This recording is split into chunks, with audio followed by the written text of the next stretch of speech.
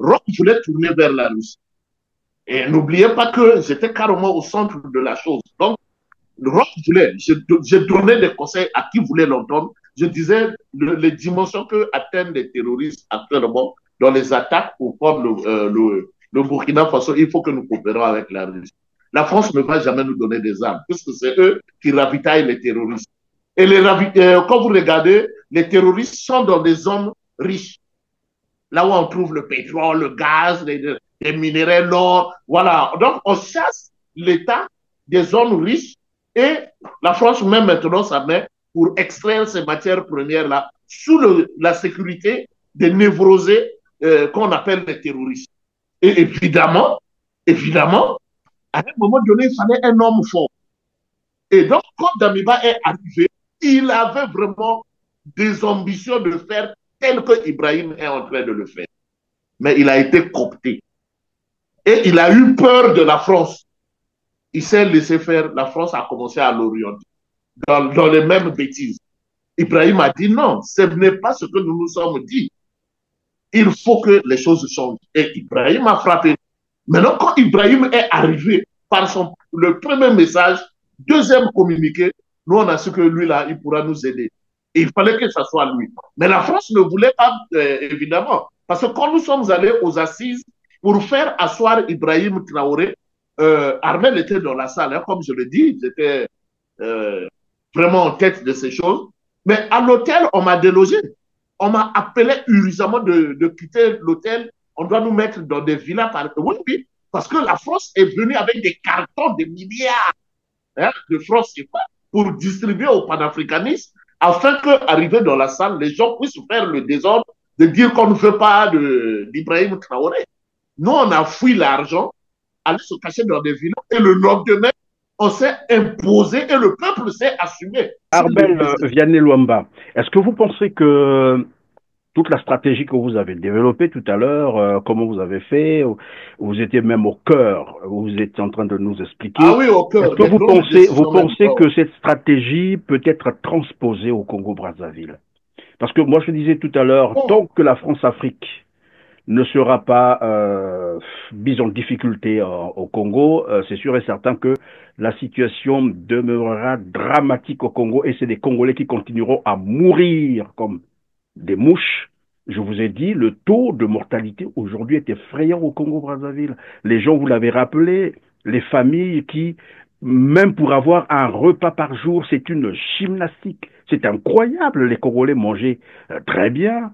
Je vous ai parlé de sincèrement. l'école, je vous ai parlé de la santé. Plus rien ne marche au Congo-Brazzaville.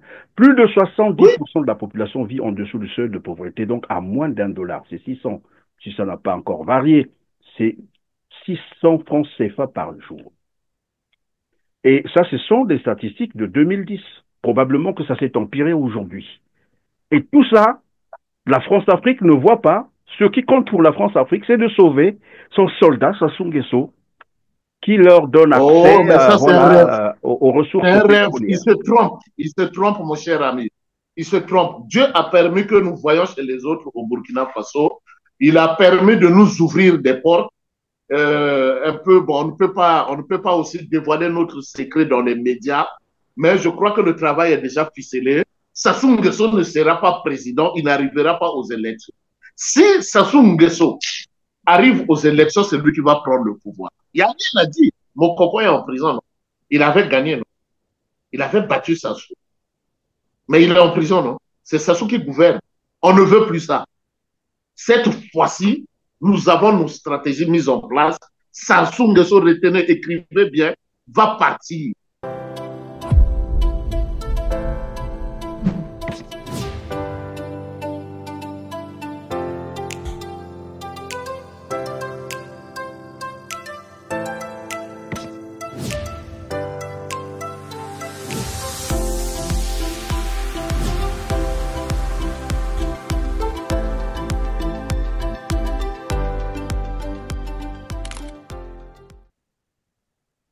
Bonjour Armel Vianney-Luamba. Oui, bonjour, monsieur Perret. C'est encore un plaisir de vous avoir sur R7. Vous êtes professeur de lycée, ingénieur en sciences de l'environnement et du développement rural, coordonnateur régional de la planète des jeunes panafricanistes résidant au Burkina Faso. Nous allons évoquer le soutien conditionnel de la multinationale française Total, anciennement F Congo, au régime de Denis Sassou Nguesso, qui depuis des décennies, vous le savez, s'illustre par des crimes contre l'humanité, des violations répétées des droits de l'homme, assurément pour continuer à permettre un accès quasi gratuit aux ressources pétrolières du Congo à la multinationale française Total. Les fameux intérêts de la France en Afrique au détriment du respect des droits de l'homme et des vies humaines au Congo-Brazzaville.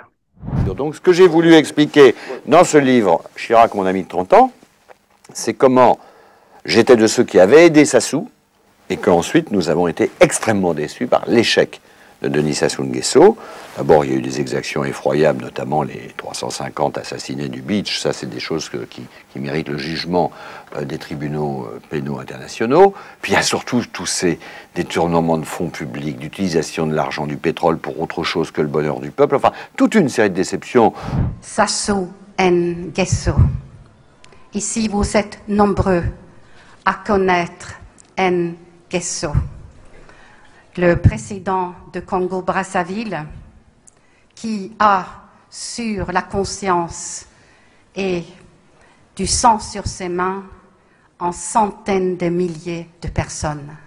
Il a laissé se perpétrer sur son territoire les pires exactions, le viol des femmes et les assassinats en masse. Et nous nous souvenons que dans une enquête menée en France sur le mort du Beach, Chirac a fait libérer le directeur de la police congolais au milieu d'une nuit. Nguesso, c'est aussi les biens mal acquis à Paris. Nguesso, c'est des dizaines de comptes bancaires et sans doute 20% du PIB du Congo, un des pays les plus malheureux de la Terre, détourné par Nguesso.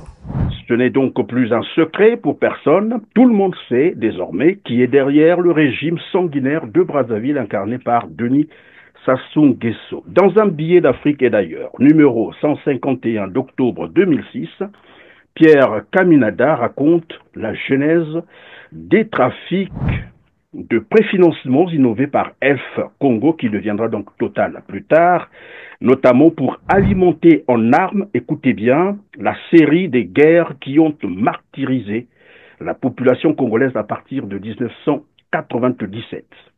Jean-Yves Olivier en fut l'agent traitant d'Alfred Sirvin pour la DGSE française, l'homme qui contrôlait le sommet du pouvoir géopolitique de Elf. Il est resté donc aux côtés de Denis Sassou Nguesso et de l'économie pétrolière congolaise. Très curieux, non? Durant toute la guerre poutiste, donc de 1997. 27 ans après sa réinstallation au pouvoir par les armes, Denis Sassou Nguesso s'est non seulement rendu coupable de plusieurs crimes contre l'humanité, mais aussi a conduit le Congo à la ruine. Oui, les retards dans le paiement de divers traitements ont commencé à se faire sentir à partir du second trimestre de cette année. Ces retards concernent en effet les pensions des retraités, les salaires des agents de l'État, des collectivités locales, des émoluments des parlementaires, les bourses des étudiants et les indemnités des sinistrés du 4 mars 2012. À cela, il faut ajouter certains autres sinistres qui attendent d'être gérés. Et bien entendu, il faut ajouter les émoluments des membres du gouvernement, de leurs collaborateurs et des collaborateurs de la présidence de la République. Pour qu'on n'ait pas à penser que la situation ne concerne qu'une catégorie de personnes, ou particulièrement les parlementaires ou les autres catégories sociales. Non. Tout ceci s'explique par une insuffisance de la trésorerie de l'État parce que, comme je l'ai rappelé, nous tenons à sortir notre pays de la dette pour recouvrer nos marges budgétaires. Malheureusement, comme on le voit, ce pouvoir travaille pour ruiner le pays, l'endetter, le déstructurer. et rendre les Congolais totalement dépendants et mendiants dans le seul but de conserver le dit pouvoir. Devant ce péril que court la nation congolaise, je suis interpellé par ma conscience et par le peuple congolais. Je voudrais vous inviter à présent à faire avec moi le triste constat d'une situation inédite et très alarmante de ruines que traverse actuellement le pays. Depuis 8 mois déjà, nous assistons à la descente aux enfers de notre pays, car il est profondément malade et en voici le triste constat. Sur le plan financier, nous faisons face à une crise financière qui s'est transformée en cessation de paiement. En effet, l'État congolais vit depuis le début de l'année 2024 particulièrement la plus grande crise financière de son histoire post-indépendance. Les finances publiques vont très mal sous l'effet conjugué du surendettement du pays et d'une gouvernance mal éclairée. Ce surendettement explique malheureusement aujourd'hui la multiplication des problèmes d'insolvabilité et de défaut de liquidité qui ont plutôt servi à enrichir les hommes du pouvoir et les écuries en vue de la conservation du dit pouvoir en se transformant en un état de fausse cessation de paiement. À mesure qu'on s'approche vers une élection présidentielle de 2026 et que le Congo est en ruine totale, où tous les Congolais voudraient finalement se débarrasser de ce régime, voilà que Total, encore elle, récidive, affichant cette fois-ci de nouveau, et de manière subtile d'ailleurs, son soutien au tyran Sassou Nguesso, lui annonçant un investissement de 500 millions de dollars, l'équivalent de 300 milliards de francs CFA sous prétexte d'un nouveau permis d'exploitation pétrolière. Présent au Congo depuis 1968, Total Énergie confirme d'année en année son leadership dans l'exploitation pétrolière dans le pays par l'exploration de nouveaux champs en haute mer. Le PDG de cette société pétrolière, Patrick Pouyanné, a exposé au président de la République, Denis Sassou Nguesso, les grandes ambitions de Total Énergie d'investir la bagatelle de 500 millions de dollars dans les opérations d'exploitation des champs découverts. Patrick Pouyanné. On a parlé bien sûr de pétrole avec le président Sassou. D'abord de la production actuelle, où on est en train de faire investir 500 millions de dollars dans des nouveaux puits de pétrole pour garantir la production du champ de Meaux, et les puits sont bons, donc c'est des bonnes nouvelles. On va pouvoir maintenir cette production à un bon niveau plus longtemps. Alors que tout le monde sait, pas moins que Total elle-même, que tout l'argent, ou presque, du pétrole congolais est détourné au profit du clan Sassou Nguesso. Au cœur de cette enquête du quotidien français Libération, un homme, Lucien Ebata, et Orion Oil, la société de négoce pétrolier qu'il dirige. Orion Oil est un partenaire privilégié de la SNPC, la Société nationale des pétroles du Congo, dont elle revendrait aujourd'hui environ 10 millions de barils par an. Les douanes françaises enquêtent sur Lucien Ebata et ses activités depuis 2012. Et selon elle, Orion Oil ne serait rien d'autre qu'une société écran chargée de prélever des revenus sur le commerce du pétrole congolais et de les redistribuer, notamment aux membres du clan du président Sassou Nguesso. Aucun centime de cette manne pétrolière, nous rappelait d'ailleurs un ancien ministre des Finances, Mathias Nzon, n'atterrit au trésor public congolais. Ramener l'argent qui est à Singapour, ramener l'argent qui est à Dubaï, ramener l'argent qui est au Panama. Mais il y a la Chine, où des individus congolais ont une fortune colossale. Des individus, pas l'État. Une fortune colossale. Que les 4 millions de Congolais exclus, eux, réunis, ne peuvent pas avoir, même pas le millième. Non, on dit, l'argent se trouve à tel endroit, tel endroit, tel endroit, tel endroit, ramenez ça. Mais ça, c'est qu'on ramène de l'extérieur, mais au pays. Pourquoi au trésor il n'y a rien? Il n'y a pas d'encaisse au trésor. Vous avez déjà été au trésor? Moi qui vous parle, j'ai fait construire une salle forte. Que même une roquette ne peut pas percer. Là. Mais allez ouvrir cette salle forte, il n'y a rien. Il n'y a même pas une fois. Mais je lance un appel aujourd'hui. Que les Congolais demandent qu'on fouille les domiciles des hommes politiques. Là, vous serez surpris. Vous serez surpris des milliards, des centaines de milliards qui sont à domicile. Mais lorsqu'ils ont peur, les Congolais risquent de sortir dans la rue, qu'est-ce qu'on fait? On va sortir un peu cet argent et on paie les salaires. Moi, Mathieu, je le sais. Cette manne sert parfois d'achat des armes de guerre que Denis Sassou Nguesso retourne contre la population civile congolaise.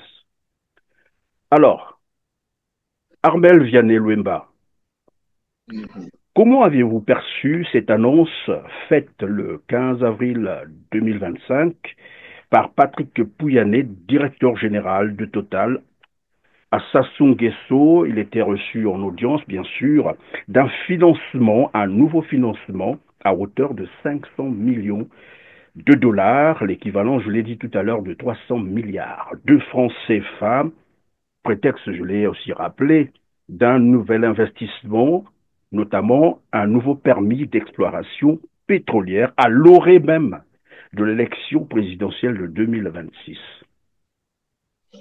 Merci, M. Purin. En tant qu'activiste panafricaniste, je suis meurtri au plus profond de moi. Hein, au plus profond de moi, parce que j'ai compris finalement que la France n'a aucun respect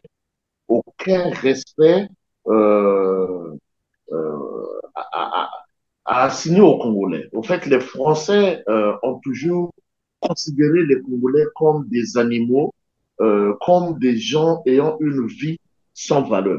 Pourquoi?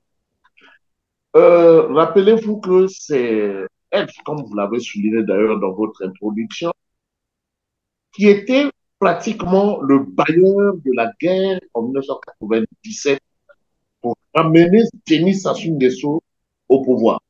C'est elle qui a acheté avec les moyens du pétrole qu'ils prennent chez nous au Congo, les armes pour soutenir le régime barbare bien de Denis Sassou Nguesso. Et tout le monde est au courant. Ce n'est pas un secret de polichinelle. Aujourd'hui, aucun Congolais ne l'ignore. Denis Sassou Nguesso a été ramené au pouvoir avec l'argent de notre propre pétrole. Et c'est cet argent de notre propre pétrole qui a fait près de 10% des morts. Nous avons perdu 10% de la population congolaise, s'il vous plaît. Il y a un autre point que je voudrais évoquer, c'est que nous avons eu dans les années 90, dans une ancienne colonie française, le Congo, une guerre civile qui a fait 400 000 morts sur 4 millions d'habitants, c'est-à-dire 10% de la population. On n'en parle pas non plus. Alors, aujourd'hui, au moment où tout le monde est essoufflé, au moment où tout le monde est fatigué, parce que au Congo, lorsque vous prenez le système éducatif, le système sanitaire, vous prenez la caricature même de l'économie congolaise, lorsque vous prenez le social, qui a été détruit par le régime Nguesso. Et le peuple fatigué, ne voulant plus de ce régime, se préparant à renverser le régime. Parce que quoi qu'on dise, la France est au courant que la population congolaise se prépare pour renverser le régime Nguesso. Ils savent que les panafricanistes sont prêts, nous sommes prêts à lancer l'offensive contre Nguesso. Nous allons le renverser. Alors, qu'est-ce qu'ils font? Ils prennent les moyens financiers, ils mettent à la disposition de Sassou pour corrompre les politiques, pour acheter encore le nécessaire pour nous tuer, pour mettre à la disposition de Nguesso le pouvoir financier qui va le permettre à tripoter les élections, à corrompre comme il l'avait fait contre Moukoko, les observateurs. C'est vraiment cruel. C'est vraiment cruel. Moi, personnellement, mais de toutes les façons, vous verrez ce qui va arriver à la France parce que nous, les panafricanistes, nous prenons nos dispositions. Et ce qu'ils sont en train de faire au Congo, je ne pense pas qu'ils soient capables d'aller le faire dans un autre pays, si ce n'est qu'au Congo. Parce qu'ils nous trouvent très passifs. Et bien de ce fait, il leur faut un Nguesso au pouvoir qui est capable de leur offrir notre pétrole en holocauste, ce qui est très dangereux. Et nous ne sommes pas du tout d'appui avec l'acte que Patrick vient de poser en se mettant gaillardement en face d'un imbécile qui a fini tout un peuple, qui a été capable de massacrer 10% de la population congolaise et lui tenir de tels discours, c'est vraiment nous poignarder pour la seconde fois. Voilà, vous avez dit c'est poignarder encore les Congolais pour la seconde fois. Évidemment, dans le même temps, puisque tout à l'heure nous disions que le Congo est pratiquement en ruine, hein, il faut rappeler, et on ne le rappellera jamais assez, il n'y a pas d'eau potable, les gens peuvent aller vérifier sur le terrain, parce qu'à un moment donné, on a l'impression que nous parlons l'air, l'électricité n'est pas stable, tout le monde le sait, les voies sont cabossées, donc le réseau routier, il est totalement délabré, les Congolais vivent dans des tas d'immondices, cohabitent désormais avec l'insalubrité notoire. Les hôpitaux ne fonctionnent pas, le taux de mortalité a tellement galopé, il est même effrayant, il faut le dire comme ça, l'éducation ne fonctionne pas. Les retraités, faudrait-il qu'on en parle, on leur doit plus de 40 mois d'arriérés de pension. Les boursiers, donc les étudiants, eux n'en parlent même pas. Je ne sais pas s'ils ont encore, depuis quand ils ont vu leur bourse être payée. Il y a des fonctionnaires qui sont arrivés à 68 mois d'arriérés de salaire. Lorsqu'on prend tous ces éléments, ce tableau sombre, 27 ans après son retour au pouvoir par les armes, par coup d'État militaire, et très curieusement, ce gouvernement déclare devant les Congolais qu'il n'y a plus d'argent. Donc les caisses sont vides. Mais au moment où il déclare que les caisses sont vides, on apprend tous les jours les détournements de milliards d'argent. Le Congo a vendu beaucoup de pétrole en 2021, 2022, 2023, 2024. Mais on dit aux Congolais qu'il n'y a plus d'argent. Et dernièrement, je ne sais pas si vous avez suivi, on parle d'un certain Zidane. Voilà, c'est comme ça qu'on l'appelle. Un certain Zidane qui a détourné plus de 140 milliards de francs CFA, alors qu'il y a un conseil économique au Congo. Donc vous comprenez que le Congo a l'argent, mais on maintient la population dans la pauvreté. Dans la pauvreté, donc, oui, mais Monsieur Perrin, vous savez, nous sommes arrivés à ce libertinage-là, cette forme de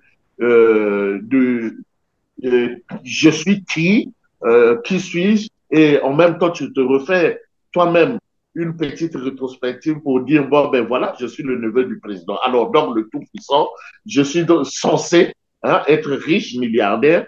Voilà, on est arrivé à ce stade tout simplement parce que notre régime est irresponsable. Il est irresponsable. Voilà pourquoi moi je dis, lorsque nous, les panafricanistes, nous allons prendre le pouvoir au Congo, la solution sera simple. Nous serons vraiment sans pitié. Nous serons sans pitié. Sassou Nguesso et sa bande devront répondre. Nous allons réinstaller au Congo la justice populaire. Des jugements se feront dans les rues. On est assis dans tel quartier avec des magistrats. Eux, ils vont emmener leurs avocats et ils vont se défendre devant le peuple, dire qu'est-ce qu'ils ont fait de l'argent du peuple. Et tous ceux qui seront condamnés seront pendus sur place. On n'a pas besoin de perdre le temps parce que le Congo est en retard. Nous sommes en retard. Comparativement aux pays de l'AES, enfin, nous avons plus les moyens. Quoi qu'on dise, hein, nous avons le pétrole que nous vendons, nous avons beaucoup de ressources par rapport à ces pays. Et le Congo a l'argent, le Congo ne manque pas d'argent. Mais puisqu'ils nous ont voulu nous montrer qu'ils ne veulent pas des Congolais, parce que ça se trouve quand vous le regardez, moi je ne vois pas en quoi je vais demander une permission, Sassou n'est pas congolais entièrement. Il est en partie congolais du côté de sa mère. Et il y a un autre côté qui n'est pas où, je ne sais pas, les origines de son père sont problématiques. Et ce monsieur Armel Vianney-Luamba, pardon, Armel Vianney-Luamba. Il a beau être, bon voilà, un côté étranger, de l'autre congolais, on peut lui concéder, parce que cela arrive. Et on a vu d'autres leaders aussi à travers le monde qui avaient des origines étrangères, mais qui ont bien travaillé pour ce pays, pour l'intérêt de ce pays. Son ethnie est foncièrement mauvaise. Sassou est issu du côté paternel d'une ethnie qui est de nature. Mais demandez aux Congolais, ils vous diront ceux qui vivent. Je ne veux pas citer ce pays parce que bon, c'est un pays africain et par respect de l'éthique panafricaniste, je ne citerai pas ce pays, mais Denis Sassou Nguesso est issu d'une ethnie qui est foncièrement mauvaise. Donc, chez eux, la vie humaine n'a pas de valeur. Ça, c'est son côté paternel. Et il a ça dans ses gènes. Voilà, c'est ça qui est dominant dans ses gènes. Voilà pourquoi il traîne une haine à l'égard des Congolais, contre les Congolais. Mais imaginez-vous, Denis Sassou Nguesso tue Pierre Onga et lui arrache le sexe qu'il formalise et met au chevet de son lit. Mais comment un être humain doté de la raison peut poser de tels actes? C'est un monsieur qui est inimaginable. Bon, après, on va nous dire, est-ce que nous disposions des preuves, mais ça a été dit à la conférence nationale. Ce n'est pas ici que les gens vont le découvrir. Ça avait été révélé à la conférence nationale souveraine de 1991. Ben voilà. Oui, alors, ce n'est pas un secret. Ils vont nous parler de quelles preuves. Alors, donc, je disais que c'est ce régime de Sassou qui a favorisé tout ça. Et nous, les panafricanistes, nous avons la solution. Voilà pourquoi nous disons aux Congolais de ne pas participer à ces élections, de ne pas y aller, parce que Sassou aura des moyens tout à l'heure avec lui. Il va faire agiter la population, il va tripoter les élections et il va passer. Ça fait 42 ans qu'il est au pouvoir. Il a été incapable de nous présenter un projet de société digne de ce nom. La preuve est que dans son idiotie, il a élaboré plusieurs projets de développement rural. Nous voyons nous-mêmes ce qui se passe au Congo. Combien coûte le sac de foufou, qui est notre aliment de base? Combien coûte le manioc au Congo? Ce sont des produits agricoles que nous pouvons nous-mêmes produire sur place, qui ne viennent donc pas de l'Inde ou de la Chine. Mais regardez les prix, comment les Congolais vivent, hein, comment les Congolais s'en sortent. Moi, je ne sais pas. Moi, je me dis que les Congolais sont même des magiciens. Parce que tu ne peux pas. Le Congo est invivable. Invivable parce que le pouvoir de Sassou Nguesso s'est arrangé à détruire ce pays jusqu'à un stade où le Congolais ne mange qu'une fois dans la journée. Là aussi, il faut être noble. Voilà. Évidemment, quand vous dites le Congo est invivable, tout est importé, évidemment. Le Congo importe pour 700 milliards années, 700 milliards, essentiellement alimentaires. Donc, rien n'est cultivé au Congo, alors que nous avons des terres arables au Congo-Brazzaville. Le Congo... Mon frère Perrin, oui. Regardez même l'économie du Congo. Regardez l'économie. Une bonne pyramide économique, c'est une pyramide qui est sectionnée en 3 branches. Vous avez la première partie, donc la base, qui est la production agricole. Dans le cas du Congo, devrait être la production agricole. Mais puisque Sassou veut l'argent tout frais, il a préféré donc brader les matières premières. Il a mis les matières premières. Après les matières premières, ce qui est le premier secteur, on devrait avoir un second secteur, qui est donc le secteur de la transformation pour apporter de la valeur ajoutée à nos produits. Et c'est ce secteur-là donc qui va faire quoi? C'est-à-dire, quand vous voulez transformer, il faut donc créer l'usine. Et c'est ce secteur-là qui allait employer la jeunesse congolaise. Parce que le second secteur, il fallait forcément que nous ayons donc les usines pour assigner de la valeur ajoutée à nos produits. Au Congo, il n'y en a pas. Quand on prend le pétrole, directement, on part au 3e secteur qui est le commerce. On vend à la France. À quel prix? Le Congo reçoit combien de ce pétrole? Et où part l'argent de ce pétrole? On accumule à Mbila, on accumule à Oyo dans les chambres. C'est les gens qui détiennent cet argent-là. Et nous avons des informations de près de 30 hommes politiques congolais qui détiennent l'argent de l'État dans leur maison. Vous voyez, donc notre pyramide économique ne peut pas faire bouger les choses au Congo. ne peut pas faire avancer le Congo. Si les Congolais rêvent qu'avec Sassou, demain sera mieux, eh bien, on n'a qu'à patienter, on n'a qu'à voir et vous allez me donner raison à la fin. Donc, la politique, mon frère Perrin, c'est un art des nobles. La politique n'est pas faite pour des sauvages comme les Denis Sassou Nguesso. Il n'est pas fait pour la politique. Je suis désolé, moi je ne lui accorde aucune valeur, aucun respect. En tant que panafricaniste, je répète que Denis Sassou Nguesso n'est pas un être humain et n'a aucun droit de diriger notre pays, la République du Congo, tout simplement parce que quand vous regardez ses dispositions même biologiques, il n'est pas censé être même candidat à une seule élection au Congo. Et pire encore, il n'a jamais gagné une élection au Congo. Tous nous le savons. Alors, Armel Vianney Luamba, vous disiez tout à l'heure que vous aviez en fait enquêté, vous menez des investigations, que vous avez répertorié 30 politiciens congolais, en fait des gens qui n'ont même pas affaire, qui ne font rien comme affaire, voilà, et qui thésaurisent de l'argent, du pétrole dans leur maison. Et évidemment, je le rappelais tout à l'heure.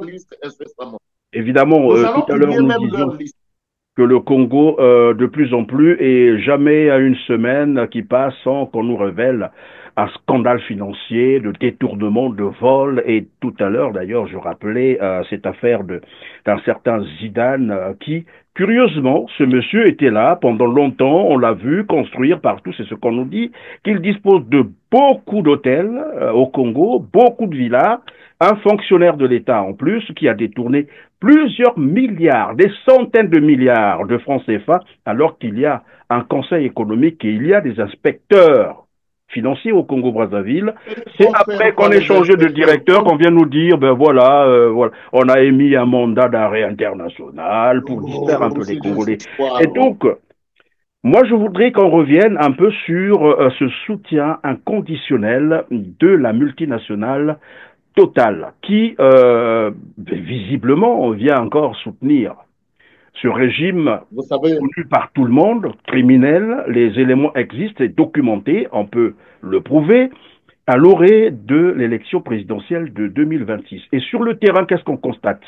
Il y a les partisans de Denis Sassou Nguesso qui ont commencé déjà, qui battent campagne, qui font soi-disant des dons. On dit que perdent leurs dons. Des dons à hauteur de 2 milliards, alors qu'au Congo, on se posera donc la question, qui sont ces donateurs? Où ont-ils trouvé cet argent? Et que dans le même temps qu'on dise qu'il n'y a plus d'argent dans les caisses de l'État, mais voilà, il y a un monsieur, Elvis, qu'on l'appelle, au commis salissant, qui se pavane avec l'argent. Ben on sait bien qu'il lui, c'est un abruti. Non, parlez-moi des bonnes personnes, monsieur Perrin. Non, moi, mais je donne ces exemples. Non, s'il vous plaît. Votre interlocuteur, je suis ingénieur de conception. Bac plus 5.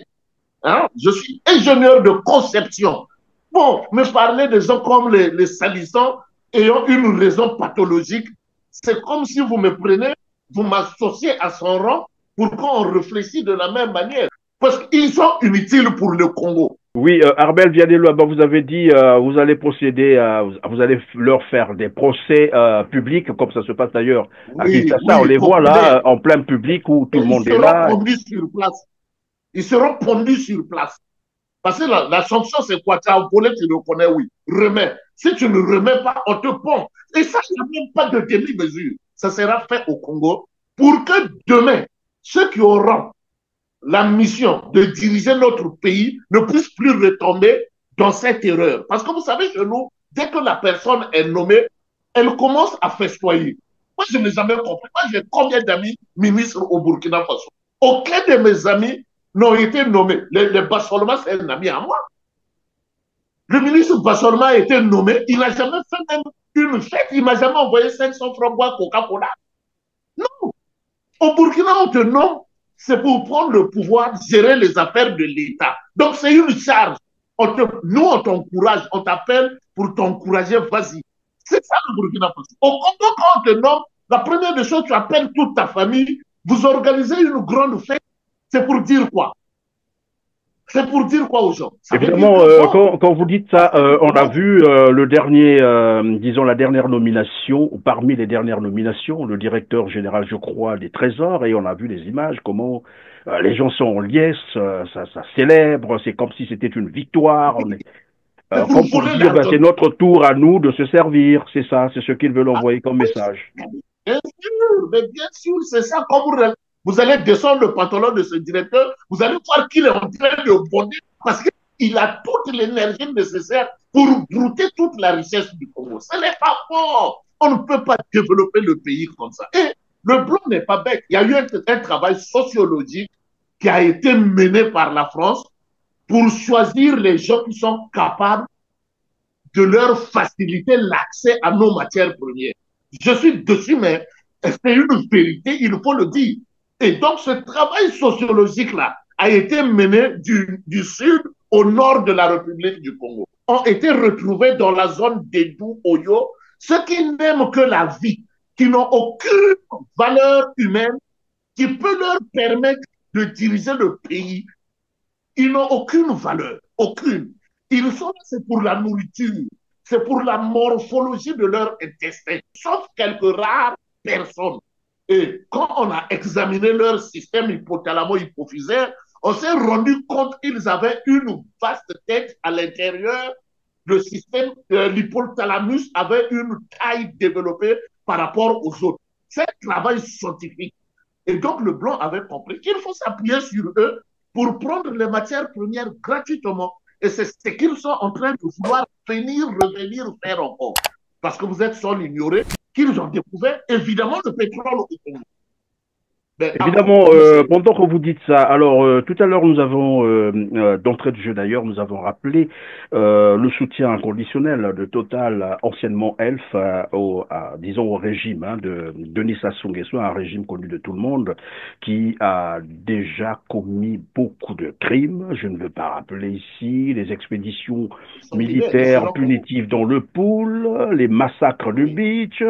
Nous avons vu récemment aussi en 2015 comment les jeunes, des dizaines de jeunes Congolais civils ont été massacrés pour imposer la nouvelle constitution, la constitution actuelle du Congo-Brazzaville. Donc les éléments existent et ça on peut illustrer. On parle aussi de, comment on appelle ça, du génocide du Congo. C'était le premier génocide au Congo et donc on peut rappeler ces éléments pour montrer que c'est un régime criminel. Alors, Arbel Vianney-Luimba, vous aviez organisé, vous étiez au cœur des organisations au Burkina Faso, bien entendu, pour mettre en fait la France-Afrique dehors. Et ici, je voudrais savoir avec vous, parce que ce que nous constatons, et je l'ai déjà dit aux gens, tant que les Congolais ne se lèveront pas contre ce système France-Afrique, parce que finalement, ils sont en face de deux ennemis. Le pouvoir de Brazzaville, donc le régime de Brazzaville, qui s'illustre par les crimes contre l'humanité pour s'imposer des violations des droits de l'homme, et face à la France-Afrique. Est-ce qu'avec vous, on peut comprendre comment vous avez procédé au Burkina pour mettre dehors la France-Afrique? Vous savez, le Burkina Faso est un peuple, enfin les Burkinabés, c'est un peuple d'abord uni. Contrairement à nous au Congo, parce que la politique de Sassou n'a pas été une bonne politique, comme nous le disons. Il fallait conscientiser le peuple. Ça, c'est le travail des intellectuels. Il faut matelasser les consciences. Il faut former la jeunesse. Le Congolais n'a pas été formé. Le tribalisme a son plein au Congo. Sassou, pour régner, il divise. Il divise pour régner. Et du coup, les Congolais sont donc divisés. Contrairement au Burkina Faso où le peuple est uni. Alors, au Burkina Faso, nous, par exemple, moi, j'étais pratiquement devant, hein, j'étais devant des choses, surtout pour mettre Ibrahim Traoré là où il est, parce que c'est quelqu'un que j'avais vraiment apprécié dès le début. Et j'avais senti en lui cette ferveur panafricaniste. J'ai dit, il mérite mon soutien. Et tenez-vous bien compte, je le soutiens au prix de mon sang, au prix de ma vie. Je soutiens Ibrahim Traoré au prix de ma vie. Je dis bien au prix de ma vie. Cette même France-là, qui est en train de diviser sur nous, c'était la même France qui divisait au Burkina Faso. C'est la même France, les mêmes pratiques, les mêmes pratiques qu'on trouvait au Mali, Niger, un peu partout, jusqu'au Burkina Faso. Alors, le peuple s'est dit, il nous faut un dirigeant panafricaniste. Et à l'époque, Blaise Compaoré voulait se représenter aux élections. On lui a fait toutes les propositions. Il n'a pas compris. Il a trouvé que non, il fallait que lui puisse se maintenir. Il a essayé de forcer. Ce sont les gens de son ethnie qui étaient majoritaires dans les rues. On les appelle les Moussi. C'était eux qui étaient majoritaires. Or, chez nous au Congo, là, si on dit, bon, l'heure est arrivée, l'heure de la marche, sortons pour chasser Sassou, je doute que les Moussi soient majoritaires. Excusez-moi, j'aime appeler les choses par leur nominatif. Donc, je n'aime pas que les gens extrapolent, hein, ceux qui veulent. Ils peuvent aussi le faire, ça ne me dérange pas. Mais au moins, j'appellerai chaque chose par son nom. Chez nous, au Congo, les Moussi ne seront pas majoritaires. Je parle des Moussi, du clan Sassoula. Ils ne vont pas sortir. Et donc, vous disiez qu'au Burkina Faso, c'est l'ethnie de... Oui, oui, de Blaise Compaoré qui était majoritaire pour chasser Blaise Compaoré. Dans les rues. Oui, pour chasser Blaise Compaoré. Les gens ont marché, les femmes sont sorties, les enfants, parce qu'ils se sont assumés. Ils ont trouvé que 20 combien d'années au pouvoir, c'était trop, il n'a qu'à partir. Blaise n'a jamais ne voulait pas comme Sassou le fait. Hein. Non, non, il n'accumulait pas les richesses comme Sassou le fait. La preuve est que quand il a quitté le pouvoir, c'est Sassou qui lui a envoyé 1 milliard de francs CFA pour le soutenir dans son exil. Parce que ce sont des frères de la franc-maçonnerie.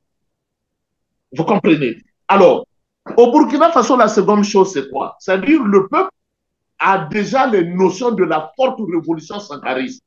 Ils avaient déjà connu la révolution avec Thomas Sankara.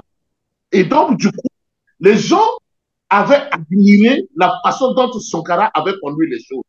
Et ils en avaient besoin. Parce que n'oubliez pas qu'il y a le terrorisme que la France nous a imposé au Burkina Faso. Et ce même terrorisme-là était devenu pratiquement, je ne sais pas là, une épine sous les pieds des Burkinabés.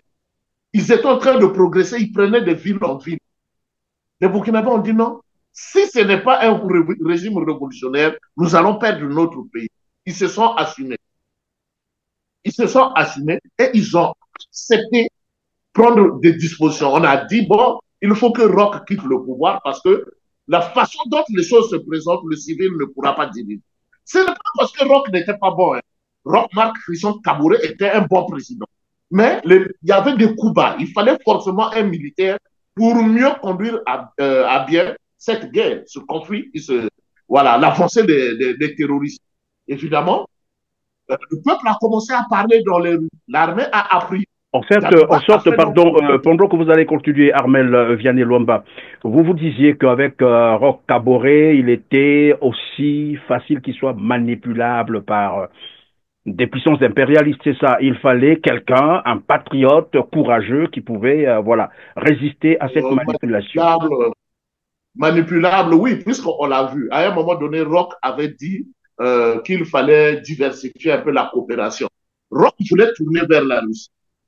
Et n'oubliez pas que j'étais carrément au centre de la chose. Donc, Roch voulait, je donnais des conseils à qui voulait l'entendre. Je disais les dimensions que atteignent les terroristes actuellement dans les attaques au port le Burkina Faso. Il faut que nous coopérons avec la Russie. La France ne va jamais nous donner des armes, puisque c'est eux qui ravitaillent les terroristes. Et quand vous regardez, les terroristes sont dans des zones riches.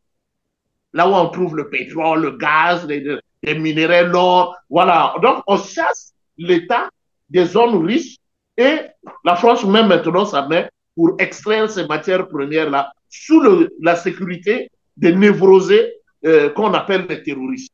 Et évidemment, à un moment donné, il fallait un homme fort. Et donc, quand Damiba est arrivé, il avait vraiment des ambitions de faire tel que Ibrahim est en train de le faire. Mais il a été coopté. Et il a eu peur de la France. Il s'est laissé faire. La France a commencé à l'orienter dans les mêmes bêtises. Ibrahim a dit non, ce n'est pas ce que nous nous sommes dit. Il faut que les choses changent. Et Ibrahim a frappé. Maintenant, quand Ibrahim est arrivé par le premier message, deuxième communiqué, nous on a su que lui là, il pourra nous aider. Et il fallait que ce soit lui. Mais la France ne voulait pas, évidemment. Parce que quand nous sommes allés aux assises pour faire asseoir Ibrahim Traoré, Armel était dans la salle, hein, comme je le dis, j'étais vraiment en tête de ces choses. Mais à l'hôtel, on m'a délogé. On m'a appelé urgemment de quitter l'hôtel. On doit nous mettre dans des villas. Oui, oui, parce que la France est venue avec des cartons de milliards de francs CFA pour distribuer aux panafricanistes afin qu'arrivés dans la salle, les gens puissent faire le désordre de dire qu'on ne veut pas d'Ibrahim Traoré. Nous, on a fouillé l'argent, allé se cacher dans des villas et le lendemain, on s'est imposé et le peuple s'est assumé. Parce que le peuple burkinabé, pendant que nous, on était dans la salle, en train de revoir un peu la constitution et tout, enfin, la charte qui devrait donc conduire le Burkina Faso, il fallait faire des amendements sur certaines choses. Moi, par exemple, j'avais proposé le fait qu'on ne paye pas les députés, pas de salaire pour les députés, parce que c'était pendant que vous allez continuer, ce que je viens de comprendre tout à l'heure, c'est que dans le même temps, c'est-à-dire l'impression de la monnaie CFA par la France, lui permet également de corrompre, c'est-à-dire d'imprimer les billets, puisque bon, c'est elle qui imprime la monnaie CFA, des quantités énormes qu'elle voudrait imprimer pour voilà, gérer, contrôler, voilà.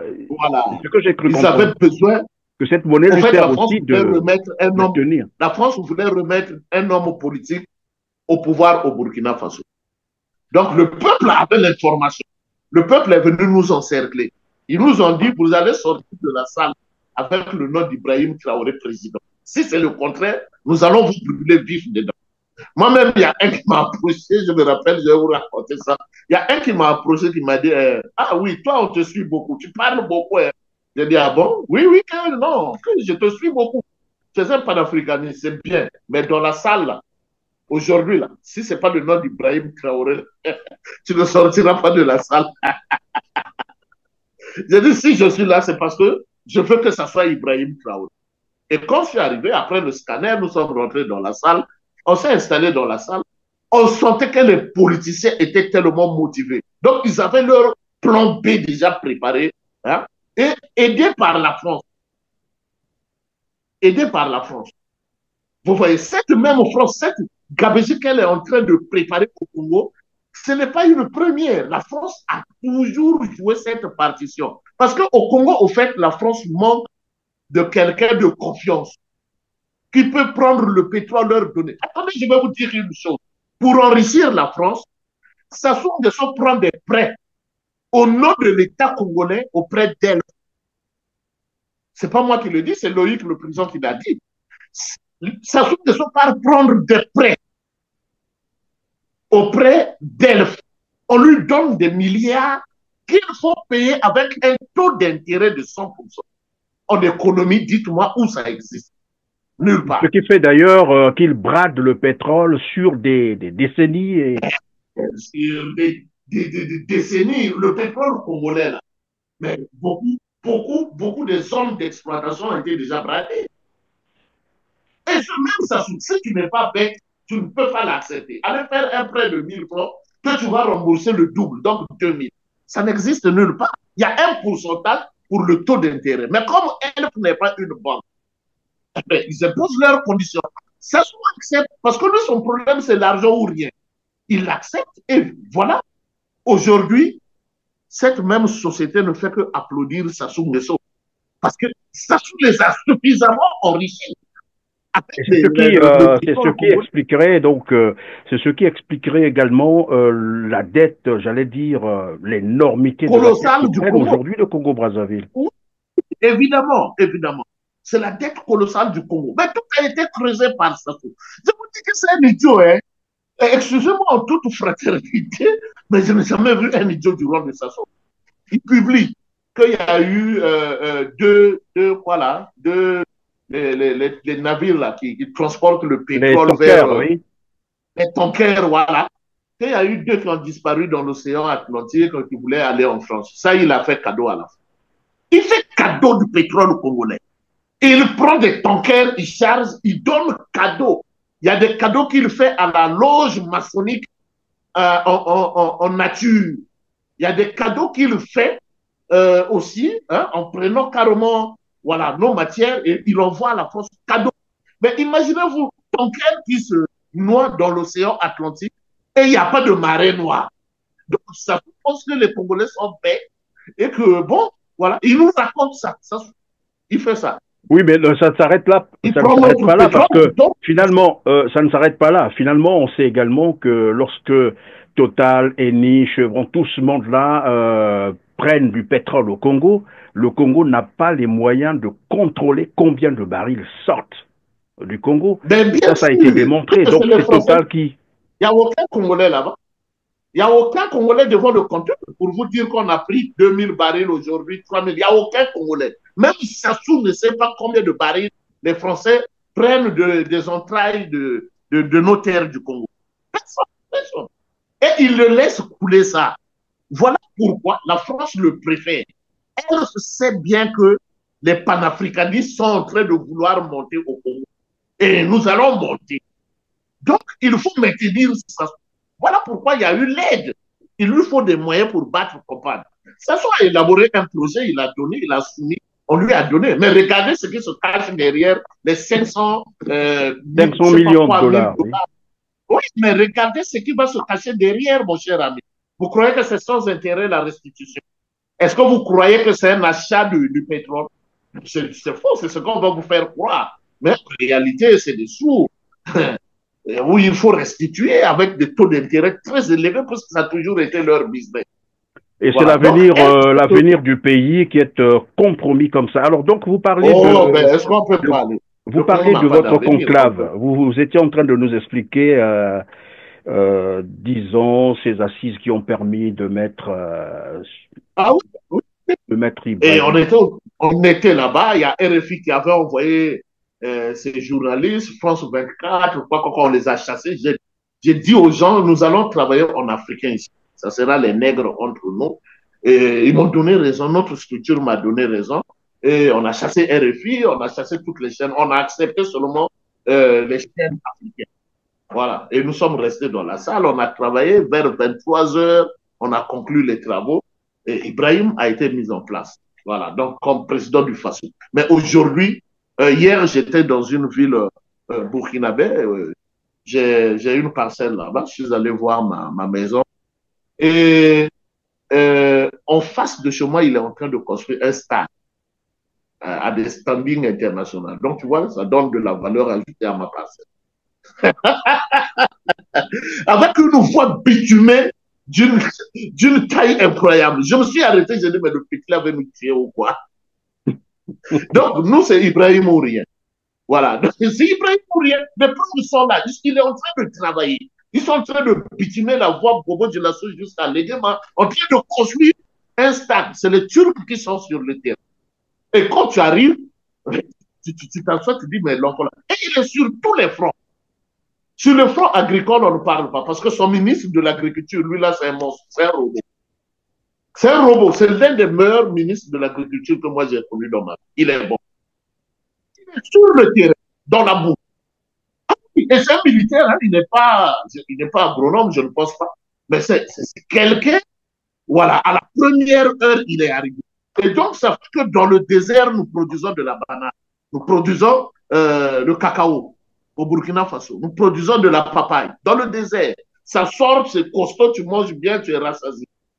Ah oui, Ibrahim alors, Traoré donc, Arbel Vianney-Luamba, est-ce que vous pensez que toute la stratégie que vous avez développée tout à l'heure, comment vous avez fait, vous étiez même au cœur, vous étiez en train de nous expliquer. Ah oui, au cœur. Est-ce que vous pensez que cette stratégie peut être transposée au Congo-Brazzaville? Parce que moi, je disais tout à l'heure, tant que la France-Afrique ne sera pas mise en difficulté au Congo, c'est sûr et certain que la situation demeurera dramatique au Congo et c'est des Congolais qui continueront à mourir comme des mouches. Je vous ai dit, le taux de mortalité aujourd'hui est effrayant au Congo-Brazzaville. Les gens, vous l'avez rappelé, les familles qui, même pour avoir un repas par jour, c'est une gymnastique. C'est incroyable, les Congolais mangeaient très bien. Je vous ai parlé de l'école, je vous ai parlé de la santé. Plus rien ne marche au Congo-Brazzaville. Plus de 70% de la population vit en dessous du seuil de pauvreté, donc à moins d'$1. C'est 600. Si ça n'a pas encore varié, c'est 600 francs CFA par jour. Et ça, ce sont des statistiques de 2010. Probablement que ça s'est empiré aujourd'hui. Et tout ça, la France-Afrique ne voit pas Ce qui compte pour la France-Afrique, c'est de sauver son soldat, Sassou Nguesso, qui leur donne accès aux ressources pétrolières. Il se trompe, mon cher ami. Il se trompe. Dieu a permis que nous voyions chez les autres au Burkina Faso. Il a permis de nous ouvrir des portes. Un peu, bon, on ne peut pas aussi dévoiler notre secret dans les médias, mais je crois que le travail est déjà ficelé. Sassou Nguesso ne sera pas président, il n'arrivera pas aux élections. Si Sassou Nguesso arrive aux élections, c'est lui qui va prendre le pouvoir. Il y a rien à dire. Mon coco est en prison. Non? Il avait gagné. Non? Il avait battu Sassou. Mais il est en prison. Non? C'est Sassou qui gouverne. On ne veut plus ça. Cette fois-ci, nous avons nos stratégies mises en place. Sassou Nguesso, retenez, écrivez bien, va partir. S'il nous faut même des armes, nous allons les remplir. Nous avons des relations. Oui, mais est-ce que vous pensez ils ont des moyens. Nous aussi, nous avons des relations. Nous cherchons la souveraineté de notre pays, le Congo-Brazzaville, vis-à-vis de l'Occident. Ce n'est pas à la France de venir nous dire ce que nous allons faire. Nous prenons le pouvoir, nous leur remettons leurs accords coloniaux, oui, les accords coloniaux. Oui, ils vont reprendre, ils vont reprendre les accords coloniaux qu'ils avaient signés avec nos aïeux. Comment faites-vous signer un papier au roi Makoko en 1800 et quelques? Est-ce qu'il savait dire même bonjour le roi Makoko? Il ne le savait pas. Il y a des accords que la France nous présente, le chemin de fer Congo-Océan. Depuis longtemps jusqu'à aujourd'hui, le Congo continue à payer à la France de l'argent tout simplement parce que ils nous ont aidés à faire le CFCO. Et ça, c'est tellement idiot. Il continue de donner. Non, ça ne sera pas la même chose avec nous. Arrivé au pouvoir, il n'y aura plus des accords coloniaux. Nous, on prend le pouvoir jeudi. Vendredi, nous allons rapatrier les coopérants français qui sont en République du Congo. Ils vont tous rentrer rejoindre la France. Nous ne sommes pas contre vos femmes que vous mariez là-bas. Non, non, non, ça, ce sont nos chéris. Nos enfants que nous avons eus, ce sont nos enfants. Mais nous sommes contre la politique française au Congo-Brazzaville que nous reconnaissons tous néfaste, qui ne nous arrange en rien si ce n'est que nous tuer. Donc, voilà pourquoi nous allons nous opposer à ces accords. Nous allons diversifier. Probablement une nuance entre le peuple français et les politiques français, c'est-à-dire la France-Afrique. Voilà, l'homme politique et le peuple. Voilà pourquoi j'ai dit, les enfants que vous avez en France, les femmes françaises, ça, ce sont nos épouses, ce sont nos enfants. Et le Congo, c'est leur pays. Maintenant, le politique, avec sa politique, des gens comme elle, là, nous allons nationaliser. Nous allons tout remettre dans les mains de l'État. Nous avons des Congolais qui peuvent gérer. Nous allons soumettre des grands projets auprès de nos compatriotes. Mais la condition, il faut que la France dégage du Congo. Nous ne voulons plus la mainmise de la France sur les affaires du Congo. Notre politique, nous allons la mener à notre manière, à notre rythme. Et nous rassurons tout le monde que nous allons prendre le pouvoir cette fois-ci. Ça ne sera pas Denis Sassou Nguesso au pouvoir, sauf si Dieu ment. Nous allons prendre le pouvoir. Denis Sassou Nguesso va s'asseoir sur une chaise devant les juges et répondre de ses crimes. Et ça sera une manière de corriger le peuple congolais de la manière la plus sévère afin que demain soit meilleur pour notre pays. Imaginez-vous un enfant qui a 30 ans, qui n'a jamais travaillé dans sa vie. Mais c'est devenu quoi ça? 30 ans, il n'a jamais travaillé. Et même 40 ans, il y a ceux qui vieillissent. J'ai combien d'amis qui sont milliardaires? Et tout à l'heure, j'étais avec j'étais dans la seconde ville du Burkina. Je viens d'arriver. Dès que j'ai garé ma voiture, même pas, je sais pas, ça vaut combien de minutes, et je suis sur votre plateau. Mais j'ai un ami qui était avec moi, qui venait me donner la boisson pendant les fêtes. Je lui dis, emmène-moi, il faut me servir, je veux tant de boisson. Il avait un petit dépôt de boisson. Aujourd'hui, il est multimilliardaire. Tu le vois évoluer comme ça et il devient milliardaire. Le Congolais peut le devenir. Notre jeunesse doit jouir de l'argent du pays.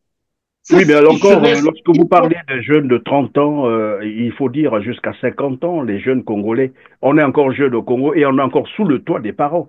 C'est ce qui est dramatique au Congo-Brazzaville. Écoutez, moi j'ai un enfant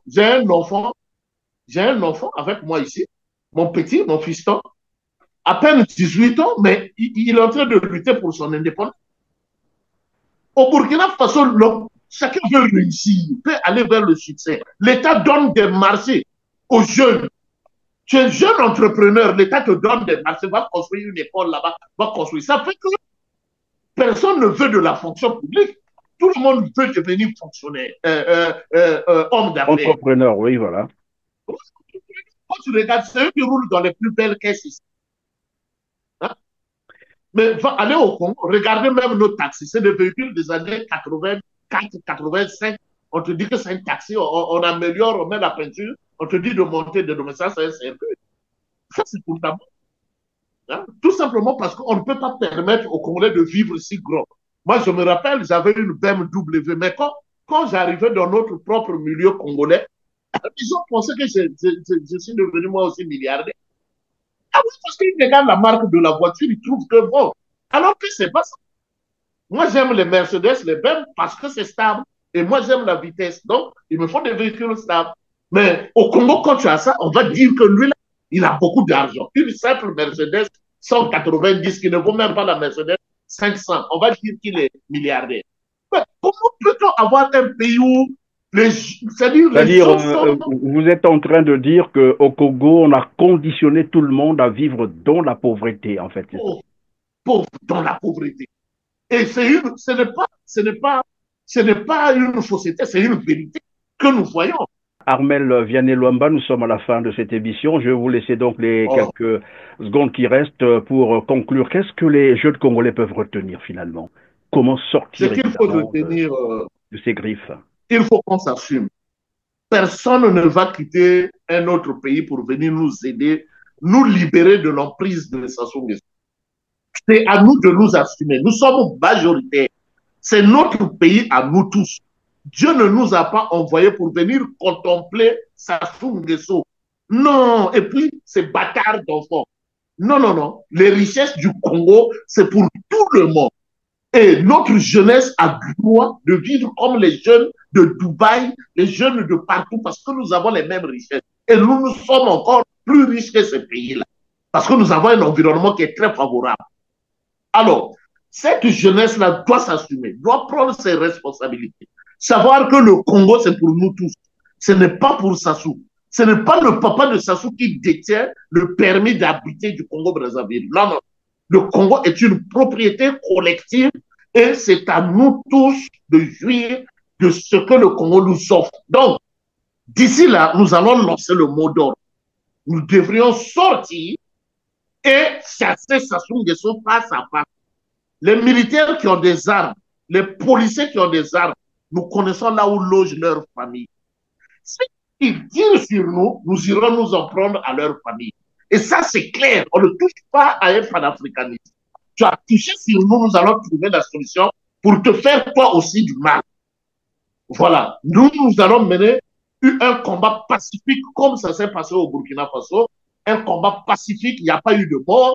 Et pour demander à Sassou de quitter le pouvoir. Maintenant, si Sassou ose résister pour faire le bras de fer, la justice populaire lui sera plus sévère.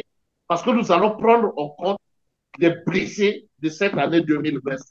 Merci Armel Vianney-Luamba d'avoir encore été avec nous sur R7, de nous avoir encore visité aujourd'hui. Je rappelle que vous êtes professeur de lycée ingénieur en sciences de l'environnement et du développement rural, coordonnateur régional de la planète des jeunes panafricanistes. Vous êtes résident au Burkina Faso. Grand merci en tout cas de nous avoir consacré tout ce temps aujourd'hui. Merci M. Perrin, merci et surtout longue vie à l'émission.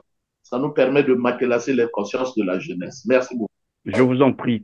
Mesdames, Messieurs, nous sommes arrivés à la fin de cette émission. Cliquez sur le petit pouce en l'air juste en bas de la vidéo, après avoir bien sûr partagé, et dites-nous en commentaire ce que vous en pensez, mais aussi comment le Congo-Brazzaville peut sortir évidemment des griffes de la France-Afrique. Quand j'ai dit ça, on se dit au revoir et à très bientôt. Merci.